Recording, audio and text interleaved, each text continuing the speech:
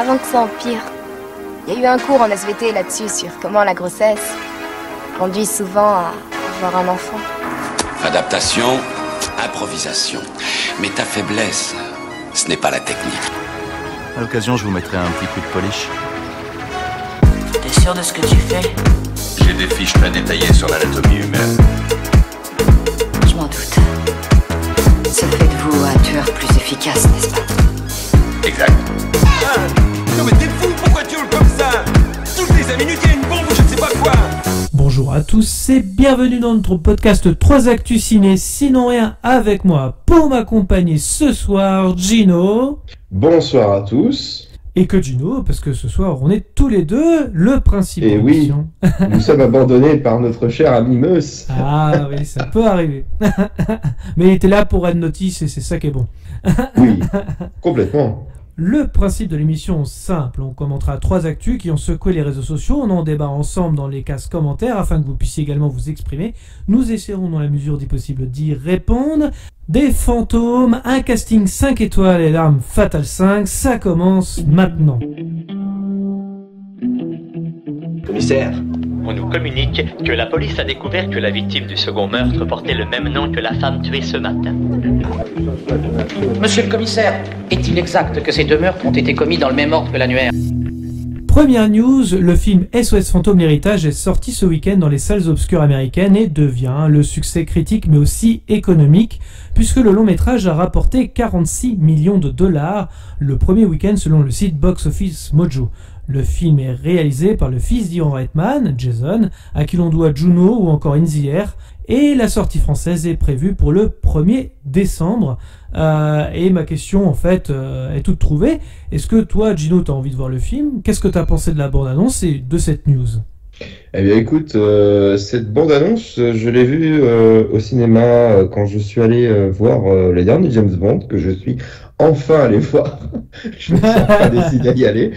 Et comment te dire, j'avoue que cette info d'un SOS Fantôme 3, on va dire ça comme ça, je l'avais complètement, j'étais complètement passé à côté en fait. Et le tout premier, justement, j'avais envie de le voir parce que je l'ai jamais vraiment véritablement vu, hormis que quand j'étais gamin et j'en ai pas de souvenir. Ah oui. Et c'est pour ces bienfaits-là, je l'ai trouvé en Blu-ray, je l'ai acheté, donc je vais me rattraper.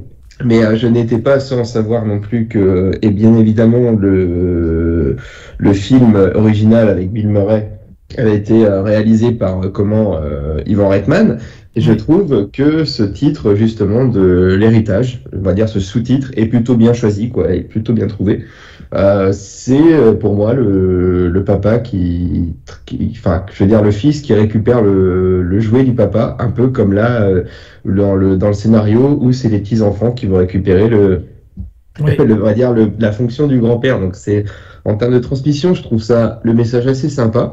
Et honnêtement, j'ai trouvé que la bande-annonce était plutôt intéressante. Alors après, ce genre de titre, l'héritage ou quoi que ce soit, c'est pas inconnu au cinéma, mais j'avoue que moi j'ai trouvé ça plutôt intéressant, amusant, voire. Et je me dis pourquoi pas. Donc avant d'aller voir ça au cinéma, je pense déjà rattraper culturellement en revoyant ne serait-ce que le premier SOS Fantôme. Le 2, il faudrait que je le trouve quelque part, et puis pourquoi pas. Mais c'est pas une saga sur laquelle j'étais très pointu ou même assidu en fait. C'est pas pour moi une saga personnellement de mon enfance. Je l'ai vu une fois probablement, mais sans grand souvenir, et je m'en excuse auprès des fans pour qui je peux comprendre qu'ils soient intéressés. Voilà. Mais c'est vrai qu'en plus, comme tu parlais d'héritage, justement, c'est aussi un hommage à Harold Ramis, qui était donc un des personnages des SOS Fantômes qui est décédé. D'ailleurs, c'est le seul qui est décédé, il me semble. D'accord. Donc c'est pour ça rendra hommage aussi à l'acteur, je pense, puisque c'est aussi un réalisateur, Harold Ramis.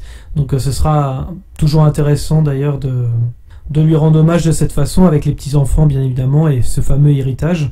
Moi je suis content quand même qu'il fasse un petit succès, parce que bon, il y a eu un film qui est sorti en 2016, version féminine, qui n'a absolument pas marché. Donc moi j'adore cette saga, donc si ça peut au moins relever le niveau, parce qu'à l'époque en fait on se disait tiens, si on remplaçait le casque par l'opposé des sexes, sans forcément de réelles idées, un petit peu comme avait fait à l'époque aussi Ocean 8. Oui, tout à fait. Donc voilà. Hein. Et bref, ce film semble... Enfin, pour le coup, celui de 2016, il semble déjà enterré. Et celui-là semble être le digne successeur, donc pourquoi pas. J'adore la réalisation en plus de Jason Reitman, donc le fils d'Ivan Reitman. Je sais pas si tu avais vu In the Air, Gino ou Juno, mais... Juno qui était vachement bien aussi. Oui, non, Juno, tu en avais parlé. Oui, si, et j'ai dû le voir une fois, mais c'est pas un film qui m'a marqué énormément. Toi, je sais que c'est un film que tu adores. Tu l'avais déjà évoqué pendant le podcast, je sais plus, sur la Saint-Valentin, je crois, où j'ai un doute. Ouais, ça. Tu en avais parlé. Donc, oui, non, ça fait partie des films qu'il faudrait que je revoie de manière un peu plus précise. Mais si tu as l'occasion aussi, In the Air avec Georges Clooney. Qui est vraiment sympa aussi. Ouais. Et là, celui-là, pour le coup, peut-être plus ta cam, mais c'est juste en termes de réalisation, je trouve qu'il arrive à bien rythmer ses films, à apporter vraiment quelque chose de neuf. Donc il y a probablement un film que j'ai dû voir avec lui quand même, qui est de Ivan Reitman, je veux dire quoi.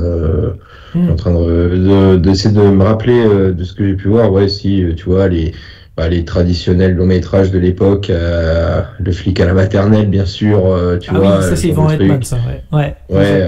Ça c'était génial, Le flic à la maternelle aussi, effectivement. Oui, tout à fait. Junior aussi, Jumeaux, ouais, ça je les avais vus, tu vois, à la période Schwarzy. Ça, je les avais vus, ces trucs-là.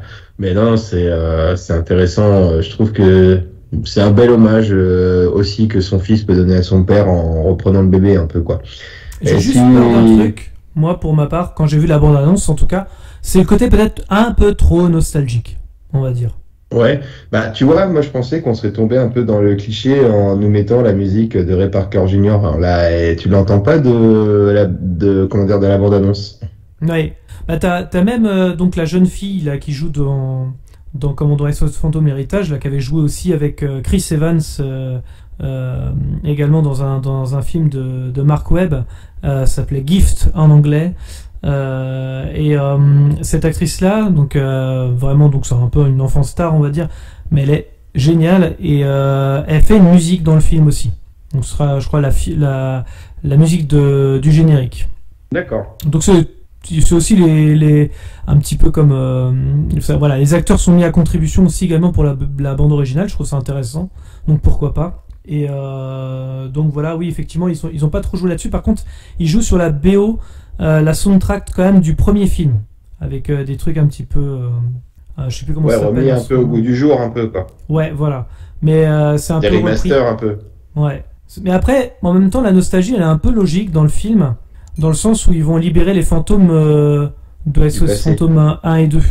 Ouais. Donc c'est pas logique qu'on retrouve un petit peu les mêmes fantômes aussi. Mais j'ai juste peur du trop nostalgique, pour le coup. Je vois ce que tu veux dire, mais c'est pour ça que moi aussi je parlais quand je parlais SOS Fantôme 3, dans le sens où quand j'ai fait mes recherches sur internet, c'était indiqué, enfin, il y avait cette possibilité de dire de le rechercher comme étant SOS Fantôme 3. Alors je sais pas d'où ça vient, si ça vient d'internet en soi ou comment dire, des studios qui, entre guillemets, rejetteraient un peu celui qui a été fait en 2016, tu vois, là, c'est de la pure supputation, je pourrais pas dire, mais ça m'a fait bizarre de voir qu'il était appelé SOS Fantôme 3 sur certains sites, en fait. Ouais, là, c'est vraiment, oui, la digne suite, je pense, pour ça, alors que, en fait, l'autre film de 2016, en fait, occultait totalement les deux premiers. D'accord, ok. C'est pour ça. Ça marche. Même s'il y avait le casting original, je crois qu'il y a Bill Murray, Sigourney Weaver, Dana Aykroyd qui font une apparition, il me semble. Ouais. Donc voilà, dans celui-là, ils seront aussi dedans, bien évidemment. Mais voilà, ce sera plus des caméos qu'autre chose, à mon avis. Oui, probablement. Un peu comme les caméos de David Hasselhoff et Pamela Anderson dans Baywatch. C'est ça, c'est un peu l'idée, je pense. Les plus grands caméos de l'histoire. Complètement. Si, il y a la secrétaire aussi qui sera de retour, visiblement, elle aura peut-être un rôle un peu plus important. Et au casting, on retrouve aussi Paul Rudd. Alors lui, c'est un petit peu plus compliqué parce que, en général, quand il est dans un film, c'est pas gêne. Hein. Chacun ses goûts. Hein. Ouais. Non, voilà, est-ce que tu voulais rajouter quelque chose sur SOS Fantôme ou est-ce que tu penses qu'on a fait le tour ? Non, je pense qu'on a fait le tour, hein. Enfin, moi, avec mes piètres connaissances sur le sujet, je pense qu'on en a fait le tour. Et bien évidemment, je te conseille vraiment le premier qui est Ouais, bien excellent. sûr. Mais je l'ai acheté pour ça, hein, pour le regarder, hein. Donc, oui, oui. Et je te conseille aussi le petit documentaire sur Netflix, je crois que ça s'appelle Zan Movie Us, un truc comme ça, où ils font les anecdotes des films et à quel point que c'est un film de débrouille quand même, SOS Fantôme, et le succès qu'a eu le film par la suite, c'est assez incroyable, dans le sens où ouais, c'est vraiment un film de débrouille. Par exemple, quand ils ont la fameuse caserne, c'est vraiment la caserne des pompiers de New York, enfin bref, qui sera réutilisé après dans The Mask, tellement c'est voilà. C'est vraiment des films de débrouille, quoi. Non, de toute façon, t'inquiète pas, même si pour le podcast, t'as pas forcément besoin de combler, parce que je pense être un peu plus calé sur le dernier sujet que l'on va évoquer. Ah oui, aussi, oui, c'est vrai, ouais.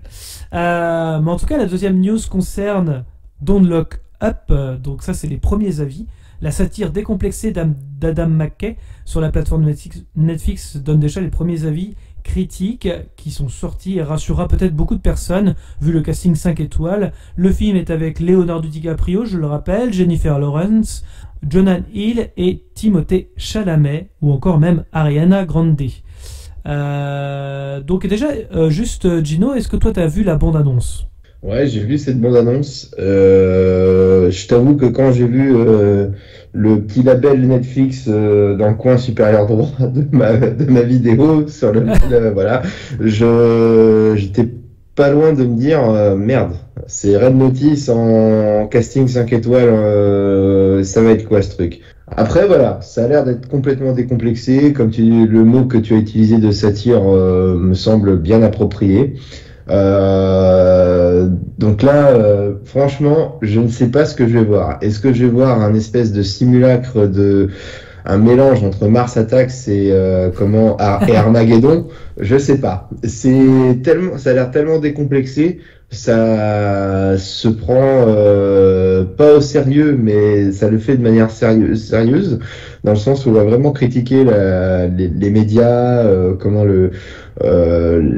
peut-être, est-ce que c'est une volonté aussi d'aller sur un créneau qui serait de se moquer un peu des chaînes d'information continue qui n'ont rien à dire, qui ne font, comme dirait Michel Onfray, du commentaire sur du surcommentaire et ainsi de suite, par exemple, tu vois, et qui n'ont rien à dire en fait, et qui ont un mépris total. Qui sont pas trop regardants finalement. Hein. Ouais, qui sont pas regardants et qui ont un mépris total en fait des véritables scientifiques.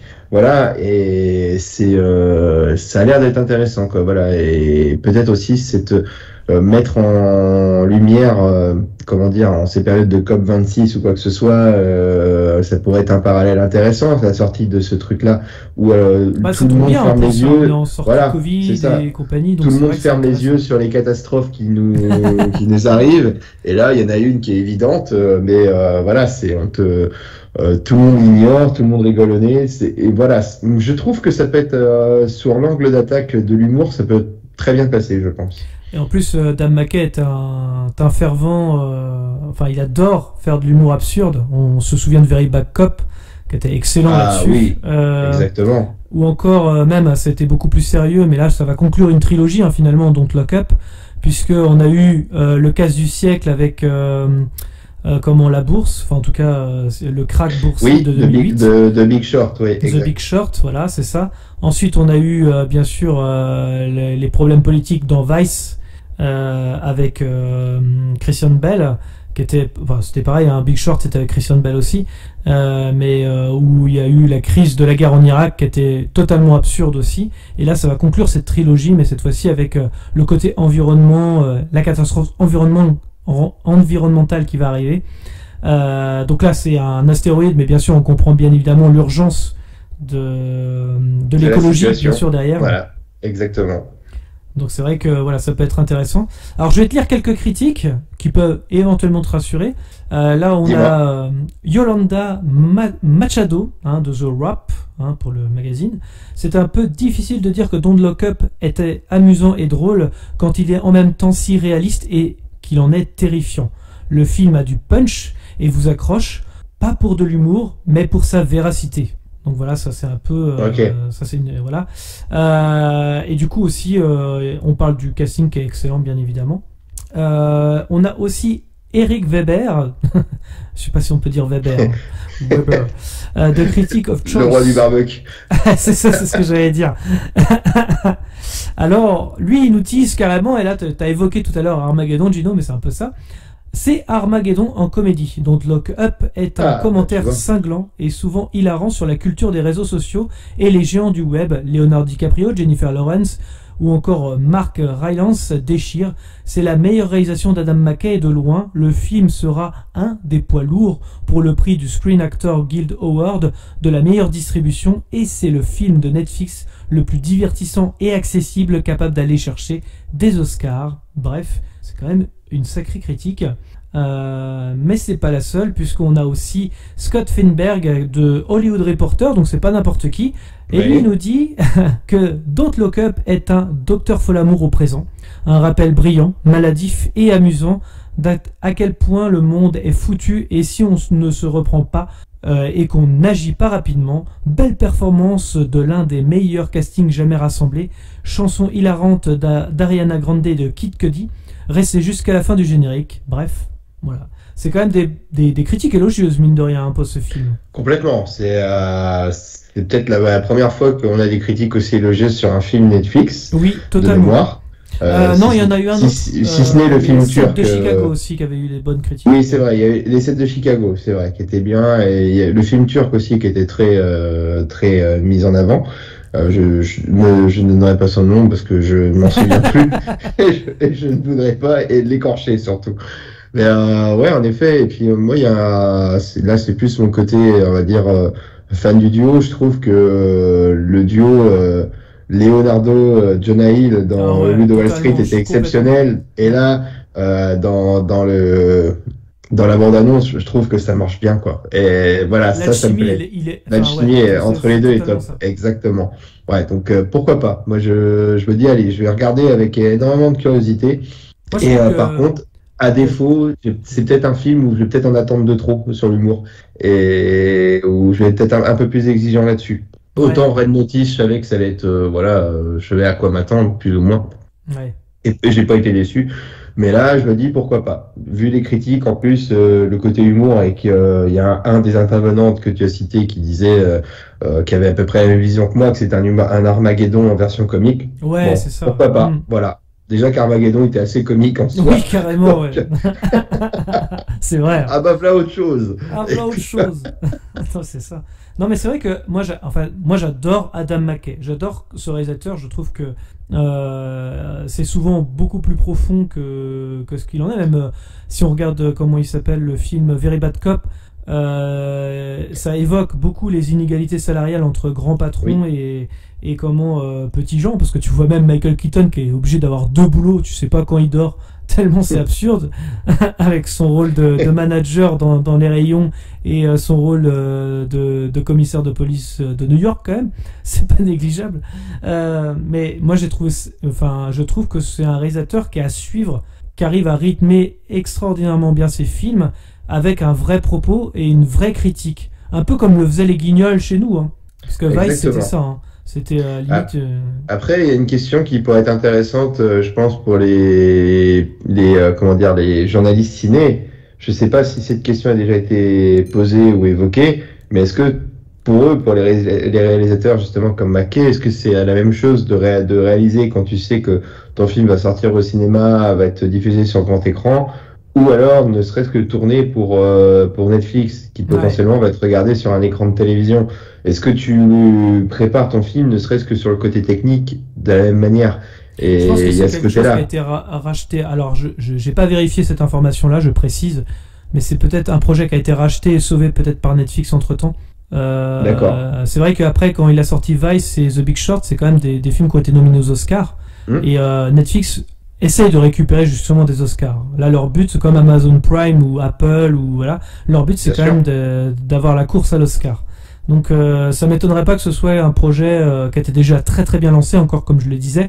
C'est que The Big Short et Vice sont le début d'une trilogie. Il voulait terminer cette trilogie avec de l'écologie pour son dernier film.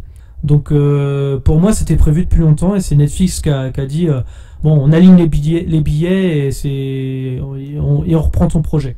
À mon avis c'est comme ça. Ça marche. je pense. Mais ouais, c'est intéressant. Après, c'est vrai que c'est un film que j'aurais préféré voir au cinéma. J'avoue. Voilà, vu le casting, Après, ouais. vu le casting, tout ça, tu te dis, ouais, ça a peut-être mérité sa chance dans une salle obscure. Après, je sais pas si si c'était le but de Netflix, c'est de le mettre au moins, mais au moins on aura directement chez nous la possibilité de voir le film, ce qui n'est pas non plus négligeable. Exactement, c'est pas négligeable. C'est bien pas sûr. non plus du film grand spectacle non plus, donc pourquoi pas. Tout à fait. On va pouvoir passer à la troisième news, celle que t'attends le plus, Gino, hein, puisqu'on va parler d'un buddy movie, hein. Exactement. De l'arme fatale. Ah, pardon, l'arme fatale. Ah oui, quand même. Ah ouais. Et oui, parce qu'il y a un 5e opus en développement, depuis d'ailleurs même plusieurs années. Il a été supervisé par Richard Donner lui-même, mais lors de son décès en juillet dernier, à l'âge de 91 ans tout de même, on pensait que le projet serait enterré. Pourtant, lors d'une interview dans The Sun, Mel Gibson a confirmé qu'il réaliserait en plus de jouer dedans. Alors, Mel Gibson le dit lui-même, Richard Donner développait le scénario et il était assez avancé. Un jour, il m'a dit « Écoute petit, si je casse ma pipe, c'est toi qui le feras. » Et j'ai dit à ce moment-là « Arrête, tais-toi. » Il est effectivement décédé et il m'a demandé de le faire. Et à l'époque, je n'ai rien dit. Il l'a dit à sa femme, au studio et au producteur. C'est donc moi qui vais réaliser le 5e opus de l'arme fatale. Alors pour l'instant, pas de date de sortie, hein. Mais selon Deadline, et ça c'est un petit peu plus inquiétant par contre, le film aurait beaucoup plus de chances d'être privé de sortie en salle et d'atterrir directement sur HBO Max. Alors, j'ai envie de te dire déjà, Gino, ton rapport à la saga, déjà, pour commencer, si t'es content de voir un 5e opus, et bah bien sûr, est-ce que t'es content du choix du réalisateur? Écoute, l'arme fatale, pour moi, ça c'est typiquement les films que j'ai découverts pendant mon enfance avec mes parents. Voilà, c'est le genre de film que mes parents enregistraient sur les VHS à l'époque, tu vois. Et j'ai été baigné un peu dans cet esprit-là des films d'action de la fin des années 80, début des années 90, tu vois. Donc Ouais. tous ces buddy movies-là. Et je dois dire que l'arme fatale, c'est vraiment pour moi, ouais, le buddy movie référence, quoi. C'est vraiment les films que j'aime beaucoup. Voilà, la complicité entre Mel Gibson et Danny Glover est excellente, avec le rajout de Joe Pesci à partir du 2, qui donne un Joe Pesci complètement différent de celui que l'on connaît dans les films traditionnels de gangsters. Et je trouve que ce mec a vraiment beaucoup d'autodérision pour jouer, on va dire, un voyou, mais bidon, quoi. Voilà, c'est ça qui est assez drôle et assez malin de la part de Joe Pesci, d'être sa propre caricature, on va dire ça comme ça, par rapport à ces films-là. Et bon, les scénarios, c'était un peu tiré par les cheveux, on est d'accord, hein, mais par contre, voilà, tu regardais l'arme fatale pour les vannes qu'allait s'envoyer Riggs à Murtaugh, c'est vrai. Voilà, entendre les phrases habituelles, je suis trop vieux pour ces conneries, voilà, tu regardes ça pour ça. Et ouais, avec le petit saxophone qui arrive souvent, mais je veux dire, c'est un film d'action, ce sont des films d'action rondement menés, je trouve ça plutôt correct. Ça suit une trame narrative, qui est très convenue et très attendue. Voilà, dans le 3, il rencontre sa femme, Lorna, c'est ça, Lorna Cole, dans le 3, et puis ils se marient, à la fin, ils sont ensemble, tu comprends qu'ils vont se marier, et puis le 4 arrive bien plus tard. Je crois que c'est au milieu des années 2000 ou fin des années 90, fin des années 80, en 98. Ouais, voilà. 98. Ouais. 98, donc ouais, ça va encore, ça fait 11 ans après le premier, ouais, ça va encore. Je pensais ça plus... c'était encore je pensais que c'était beaucoup plus séparé que ça, mais tu vois, c'est 6 ans après l'arme fatale 3. Cela dit, on avait beaucoup peur quand le 4 est sorti, parce que je me rappelle, j'ai été le voir au cinéma celui-là. Et le 4, on avait tous peur de la suite de trop. Parce que on n'était pas habitué à avoir 4 films. Tout à fait. Dans une saga. Tout à fait, c'est vrai. Oui, c'est peut-être l'un des précurseurs dans le domaine, je veux dire, dans les buddy movies. Hein. Je parle pas, bien sûr, il y en a eu plusieurs avant. T'as eu les Rocky, t'as eu, forcément les Star Wars, ce genre de choses. Donc c'est pas les premiers à faire ça, mais sur ce type de film, ouais, Star Wars, à l'époque, il y avait pas encore le premier, enfin l'épisode 1. On était à une trilogie. Non, c'est vrai, exact, t'as raison. Pardon, oui, c'est vrai, à un an près. Mais ouais, c'est ça. C'est ça. Et tu vois, peut-être que l'arme fatale 4 aussi a donné des mauvaises idées, genre un taxi, tu vois, ce genre de choses. Je sais pas, peut-être pas quand même, mais ouais. Mais voilà, après, je trouve que c'est un film aussi qui a permis à L'Arme Fatale à donner davantage de reconnaissance au grand public de Mel Gibson. Mel Gibson était très enfermé dans son rôle de Mad Max qu'il avait joué 3 fois jusque-là, qu'il jouait parfaitement bien. Hein. Les films de Miller sont des classiques du genre. Et je trouve que c'est ce qui a permis d'amener Mel Gibson sur un terrain beaucoup plus grand public, on va dire ça comme ça. Et voilà, je trouve que je peux conseiller aux jeunes générations que ce sont des films à regarder sans modération, quoi. Voilà, ça a peut-être vieilli un peu sur le côté esthétique, c'est les années 80, mais ça se regarde très bien. Bah moi, tu vois, c'est ce que je pense au niveau de la saga, c'est que pour moi, il y a que le premier qui a mal vieilli, entre guillemets. Attention, faut le regarder quand même parce que. Ouais, mais faut aussi se dire que le premier c'était peut-être le plus sombre de tous. Mais c'est vrai que moi, c'est à partir du 2, je trouve que c'est un travail formidable, même au niveau des scénarios. Alors après, c'est surtout au niveau du dialogue que ça va jouer, bien sûr, hein, les punchlines et compagnie. Mais c'est vrai que c'est le 2 pour moi, c'est à partir du 2 que ça a tout. Dès qu'il y a Joe Pesci, en fait. Je pense que là, la saga, elle a eu une autre couleur, comme on dit. Ça a apporté une nouvelle tournure. T'as inclus la comédie, on va dire, bien pensée et, on va dire, du comique de situation dans un film d'action. Voilà, c'est ça qui est assez intéressant. Ouais. Et là où j'avais peur pour le 4, en fait, le 4, il est excellent. On avait tous peur d'une suite de trop. Franchement, on condamnait le film avant sa sortie. Et en fait, finalement, il s'avère que c'était une grosse surprise. C'est parfaitement dans le même ton que les 3 premiers. Je trouve que franchement, le 4, il est excellent. Et ils sont tous excellents, en fait, à leur niveau, hein, finalement. C'est une saga que j'aime beaucoup.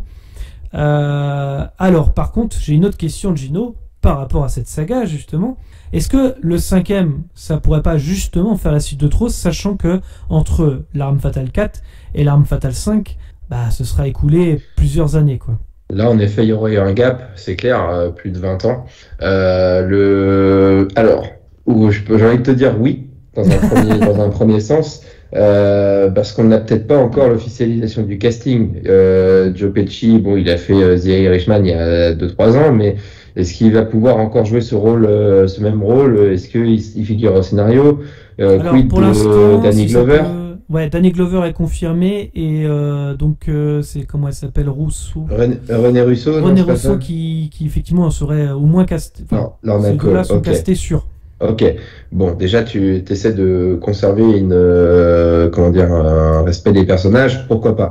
À voir quelle direction ça va prendre, parce que ça va être une toute autre histoire. Quelles seront les fonctions de Riggs et Murtaugh? Je les imagine mal être encore des inspecteurs très, des flics très dans l'action, tu vois. Bah oui, complètement, ouais. C'est ça qui me fait peur, mais ce qui pourrait être un élément rassurant, c'est que avant de casser sa pipe, comme il l'a si bien dit, c'est qu'il avait plus ou moins pensé, réfléchi à ce film-là, à une direction qu'il voulait lui donner. Et pour vouloir laisser les clés à Mel Gibson, c'est aussi peut-être une marque de confiance qu'il a à cet égard-là. Donc d'ailleurs, c'était ma prochaine question après, effectivement, c'était le choix de Mel Gibson. L'Arme Fatale 5, on verra. Mais juste avant que je donne mon avis sur Mel Gibson, je vais quand même te laisser ton avis sur qu'est-ce que tu penses du 5 qui va arriver 23 ans plus tard. Moi, j'ai toujours peur justement des suites 20 ans après. C'est encore pire que la fameuse suite de trop qu'on n'a pas demandé forcément, comme L'Arme Fatale 4. J'ai toujours espoir que justement ça fasse la jurisprudence, L'Arme Fatale 4, pour me dire en fait tout le monde a tort, finalement c'est une suite qui est dans la bonne continuité. Donc j'ai quand même espoir malgré tout. Les suites 20 ans après, il y en a eu des bonnes comme Trainspotting 2. Je me dis qu'il y a toujours aussi cette jurisprudence là, si on prend le temps de bien analyser le film. Moi, j'ai la jurisprudence, comment il s'appelle déjà ce putain de film de merde? Indiana Jones, c'est le royaume du crâne de cristal. Ouais, voilà, après, voilà, exactement. Et ça, c'est des suites, déjà d'une part, qu'on n'attendait pas, et en plus, qui se situent, 20 ans après. Et on a une sorte d'héritage avec le fils d'Indiana Jones. Et je me dis qu'ils vont peut-être partir aussi sur cet héritage dans L'Arme Fatale 5. C'est fort possible. Après, Richard Donner, je me dis que comme on disait, ça peut être intéressant parce qu'il était en train d'écrire le scénario et de préparer le film.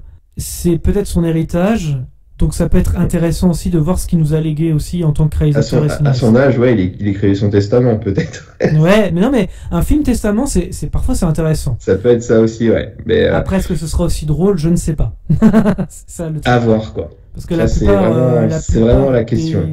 Du scénario était plus chapeauté par Shane Black à l'époque. Donc Shane Black qui est un comique à la base, voilà. Ouais. Donc j'aime beaucoup d'ailleurs ce qu'il fait en général, sauf le dernier Predator, bien évidemment. Ouais, parce que là c'était de l'humour, mais non, là c'était pas possible. Oui. Donc là les punchlines, en espérant que voilà, ça c'est pas, voilà, j'ai un petit peu peur quand même. J'avoue que je suis un peu sur ma réserve aussi, quoi. Et c'est normal. Et puis je pense qu'on sera pas les seuls à avoir une réserve sur L'Arme Fatale 5. Puis voilà, en espérant qu'il joue pas non plus sur la nostalgie comme tous les films du moment. Voilà. Et après, par contre, le choix de Mel Gibson, est-ce que c'est pas... Alors c'est un peu particulier quand même de choisir Mel Gibson en réalisateur sur ce genre de film. Il a jamais fait de Buddy movie, en plus. Je doute qu'il tourne L'Arme Fatale 5 en le faisant jouer en araméen ou en maya Yucatan, tu vois. C'est surtout au niveau violence, parce que ouais, c'est ça. Mel Gibson, il est quand même connu pour les cycles de violence. C'est clair. Moi, je pense à L'Homme sans visage, je pense effectivement à Braveheart, ou encore La Passion du Christ, effectivement aussi, Apocalypto, Tu ne tueras point. C'est des films globalement violents, que ce soit psychologiques ou même montrés à la caméra. Complètement, ça c'est clair. Donc là, après, je pense que il va essayer quand même. Enfin, ce serait quand même salir la mémoire de Richard Donner s'il faisait un film comme il a l'habitude de les tourner. Il faudrait qu'il lui rendrait un bel hommage à pouvoir faire un film qui soit dans la trame de ce qu'est l'essence même de L'Arme Fatale. Ouais. Un véritable buddy movie avec cette pointe d'humour caractéristique à la saga. Voilà, il faut limite, j'ai envie de te dire, les intrigues, t'as même pas besoin de les chercher des masses, quoi. Un truc de corruption, ce que tu veux, des voyous qui trafiquent des armes, de la drogue, ce que tu veux. Mais tant que tu respectes cet état d'esprit-là, après, bien sûr, des fois on peut se plaindre que c'est du déjà vu ou quoi que ce soit. Mais là, si on prend cette piste du film Testament, je pense et ça peut donner à Mel Gibson aussi, le fait de pouvoir dire, regardez, je suis capable de faire un film qui a plu à tout le monde, voilà, un buddy movie, presque dire, je suis capable de vous faire un film de commande, quoi. Ça peut être intéressant aussi, parce qu'effectivement, je crois, il me semble que le dernier film de Mel Gibson, Tu ne tueras point, il me semble que c'était celui-là. Ouais. Il n'avait pas extrêmement bien marché malgré la qualité du film, il me semble. Tu ne tueras point, si tu me dis si je dis une bêtise, c'est celui avec Andrew Garfield, ça. C'est ça. Ouais, je l'ai vu celui-là. J'ai bien aimé, moi. C'est des sujets qui sont peu évoqués. Alors attends, je vais te dire, c'est un film qui a coûté 75 millions et il en a rapporté au box-office mondial 114. Tu vois, 114. Donc c'est un petit succès, quoi. Ouais.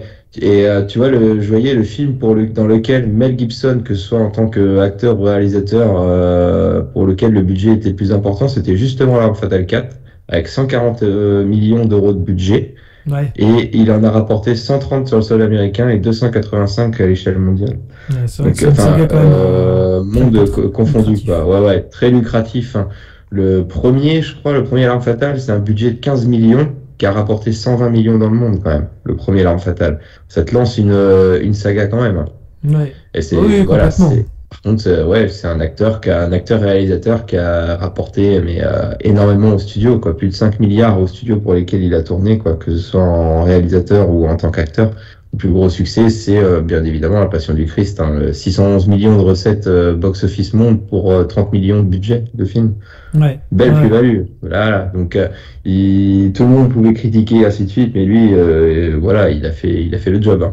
Là-dessus, et il prépare, il me semble, la deuxième suite à La Passion du Christ. Ah, je ne sais pas, je pourrais pas te dire.